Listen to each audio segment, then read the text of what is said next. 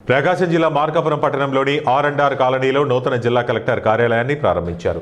ఈ సందర్భంగా జిల్లా కలెక్టర్ రాజాబాబుతో పాటు జిల్లా ఎస్పీ హర్షవర్ధన్ రాజు మరియు మంత్రి డోలా బాల వీరాంజనేయులతో పాటు జిల్లాలోని ఎమ్మెల్యేలు, ఇన్ఛార్జీలు పాల్గొన్నారు. ఈ సందర్భంగా కందుల నారాయణ రెడ్డి మాట్లాడుతూ మార్కాపురం జిల్లా కోసం 63 రోజుల పాటు జిల్లా కోసం పాటుపడి ఈ రోజుకి సాధించామని జిల్లాగా ప్రకటించినందుకు ముఖ్యమంత్రి నారా చంద్రబాబు నాయుడుకు మరియు లోకేష్, పవన్ కళ్యాణ్, నరేంద్ర మోడీకి కృతజ్ఞతలు తెలిపారు.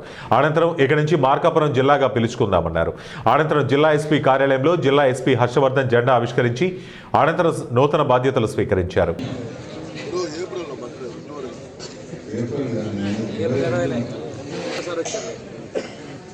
ఒక అద్భుతమైనటువంటి స్వాగతాన్ని పలికారు.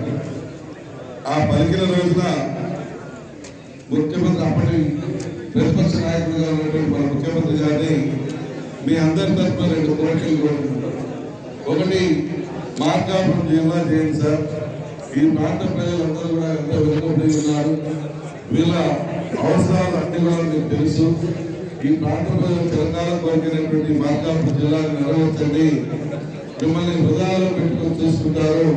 మీ పేరు పెట్టుకొని జీవితాంతం 7 ఉంటే ఆ రోజు మేమందరం కూడా ఎమ్మెల్యేలుగా ముఖ్యమంత్రి గారి దృష్టికి తీసుకెళ్లి ప్రకాశం జిల్లాను కూడా చేర్చాలన్నప్పుడు ఆ రోజు సాధించలేకపోయాం. కానీ మన కొత్తగా మన ప్రభుత్వం ఎన్డీఏ ప్రభుత్వం వచ్చిన తర్వాత కేంద్ర ప్రభుత్వం ప్రకాశం జిల్లాని కూడా వెనుకబడి జిల్లాలో చేర్చడం జరిగింది.